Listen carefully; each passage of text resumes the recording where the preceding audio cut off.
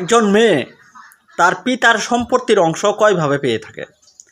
একজন মেয়ে তার পিতার সম্পত্তির অংশ তিনভাবে পেয়ে থাকে।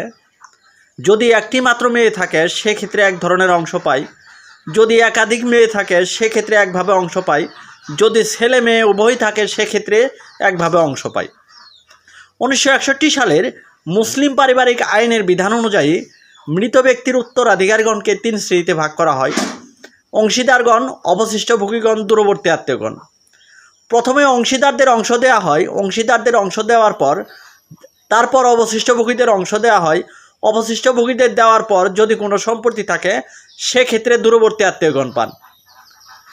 মৃত ব্যক্তি মৃত্যুবরণ করার সময় যদি শুধুমাত্র মেয়ে রেখে মারা যায় সেক্ষেত্রে একটি মাত্র মেয়ে রেখে মারা গেলে ওই মৃত ব্যক্তির সম্পত্তির অর্ধেক অংশ একমাত্র মেয়ে পায়, এবং একাধিক মেয়ে রেখে মারা গেলে একাধিক মেয়ে ওই মৃত ব্যক্তির সম্পত্তির 3/2 অংশ পায়। যদি ছেলে মেয়ে উভয় রেখে মারা যায় সেক্ষেত্রে ওই মৃত ব্যক্তির সম্পত্তি থেকে প্রথমে অংশীদারদের অংশ দেওয়া হয়।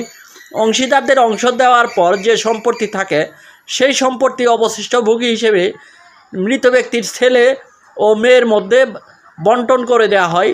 ছেলে যে অংশ পায় তার অর্ধেক অংশ অবশিষ্ট ভোগী হিসেবে মেয়ে পায়। তাই 1961 সালের মুসলিম পারিবারিক আইনের বিধান অনুযায়ী একজন মেয়ে তার পিতার সম্পত্তির অংশ 3 ভাবে পেয়ে